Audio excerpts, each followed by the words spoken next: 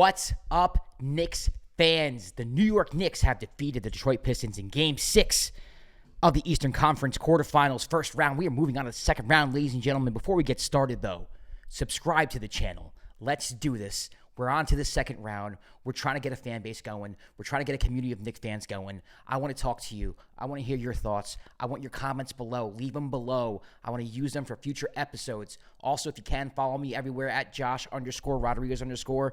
Let's do this. Let's get right into it. Let's talk about the man himself, Jalen Brunson, baby. Jalen Brunson coming up clutch. Jalen Brunson bailing out the New York Knicks once again with a 40 ball and a game-winning three over one of the best defenders in the league. When you needed him the most, he's there.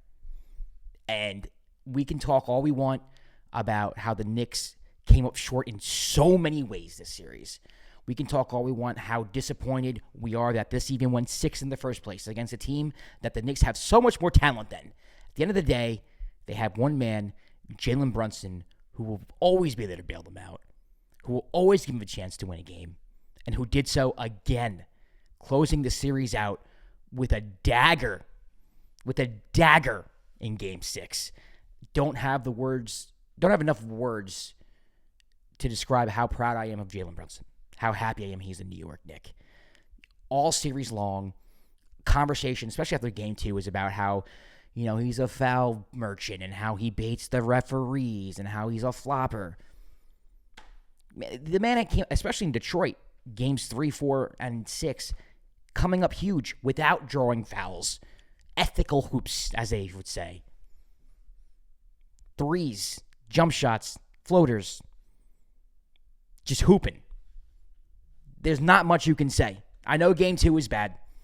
I understand. He got out, he was in his head. I think he was mad at the refs, was trying to prove a point. And yeah, he foul baited here and there. Not going to deny that. But if you watch the rest of the series and you come away with the conclusion that man cannot ball and that man can't score without foul baiting, you don't know basketball. What a performance from the man. What a performance from the captain clutch. And let's be honest, he bailed out the Knicks. I mean, this Knicks team, listen, I'm happy they won. I'm a Knicks fan. I'm always going to root for the Knicks. I'm never going to root for the Knicks to lose. So don't get it twisted. I'm happy they won, but this team just continues to be underwhelming. I mean, on paper, this series should be over in 4 or 5 games. You have Jalen Brunson, Karl-Anthony Towns, OG Anunoby, Mikal Bridges, and on the other side, you have Cade Cunningham, who's not even at his peak yet. He's not in his prime. He's rising. He's ascending. He's just all-star, no doubt.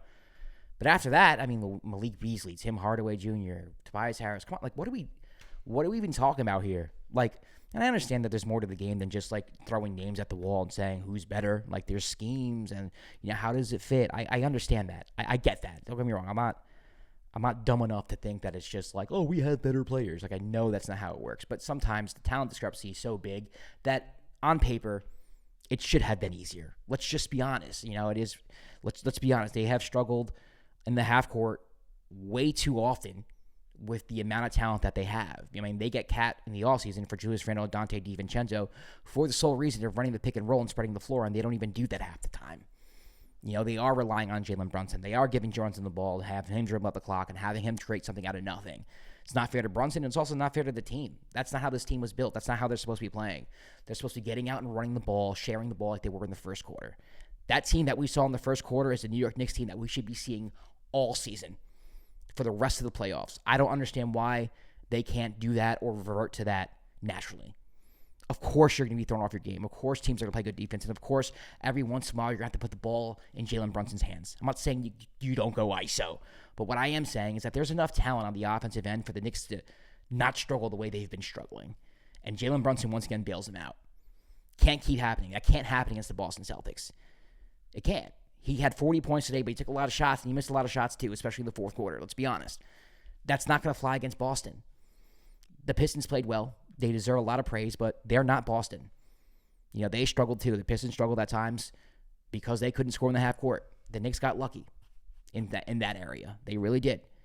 And let's be honest, they are a Tim Hardaway foul away from maybe being tied 3-3 going in the Garden for Game 7, and who knows what could happen. The series does not have to be over. It could have well not have been over right now. So, on one hand, it's so exciting to have a player like Jalen Brunson who can give you these moments, who can bail you out, who can make something out of nothing and create magic, right? That three is something that us Knicks fans are going to be watching for the rest of our lives. If you have kids, you're going to be showing your kids that. I mean, it's that type of shot. It really is. But at the same time, it's coming because the Knicks can't hold on to double-digit leads against a team that they're much better than. And this is not the only game that this has happened.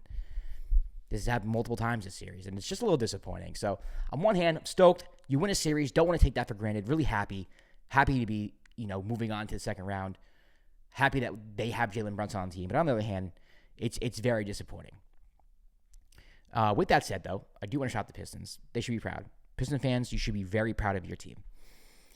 This is a team where I don't think anybody had them winning more than 30 games, 35 games. I think if you would have told Pistons fans to start the season, listen, you're going to improve from last year.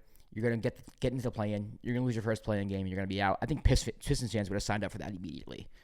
They skipped the play-in, and they got an automatic playoff bid and took a New York Knicks team that was picked by many to go to the finals. Let's not forget that. Picked by many to go to the finals. They took them to 6 and very well could have won that series. Shout out Detroit. I mean, y'all deserve it. The Little Caesars Arena was popping every single game. They lost all 3 games there, but, it was loud. You got to give them that. Detroit fan base, Detroit as a city is a very passionate sports city. I remember the days with Chauncey Billups and Rasheed Wallace and those guys and Detroit basketball and rooting for that team over the Lakers. I wanted them to win over the Lakers, and I respected the way they played. So to see them pack that building again, or the new building again, is pretty cool. It's cool to have the Pistons good again. I know a lot of times, especially as Knicks fans, you hear like, oh, the NBA's better when the Knicks are good.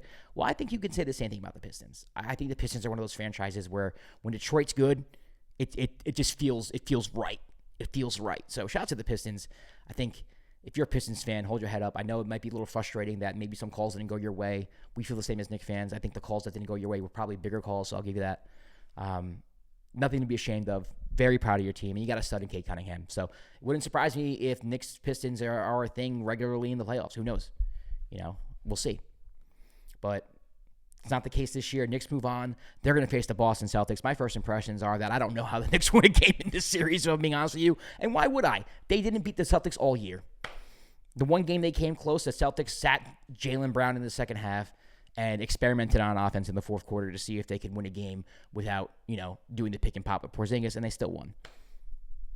Like, why am I going to believe that the Knicks can win a game against the Boston Celtics, a team they haven't beat all year, when they've struggled so much to even beat the Detroit Pistons?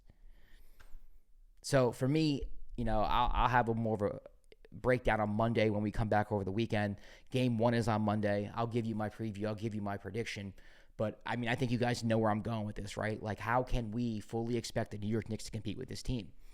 They have the talent. They have the front-end talent, at least. They're going to need Deuce. They might need Landry Shamet to play some minutes and to contribute as well. Mitch is going to have to be huge defensively. I don't know. I mean, I'm not feeling good about the series. I wish that I had the same feeling as last year. If the Knicks last year were healthy going against Boston, I would have felt like they had a puncher's chance, and I would have been really excited to see at least a 6-7 game series. I think that would have won at least 6 or 7.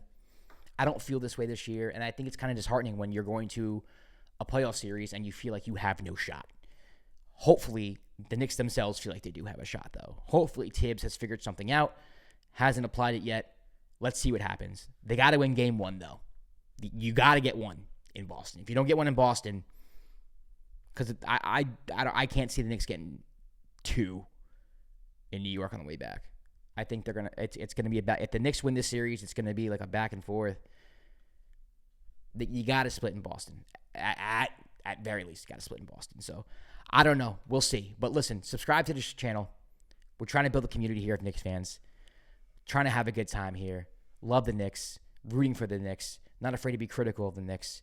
Let me know what you think of the New York Knicks Boston Celtics series. Who wins and how many games? Who are your X factors? I'm going to do a full preview on Monday, so stay tuned for that. For now, let's celebrate. We are in the second round again for the 3rd straight year. I waited so long for this. A lot of Knicks fans my age, I'm in my 30s, have waited so long for this. So let's relish in that. Let's not take this for granted. Let's not take this, lightly. For all we know, we might not be back here. Knicks fans, you know that all too well.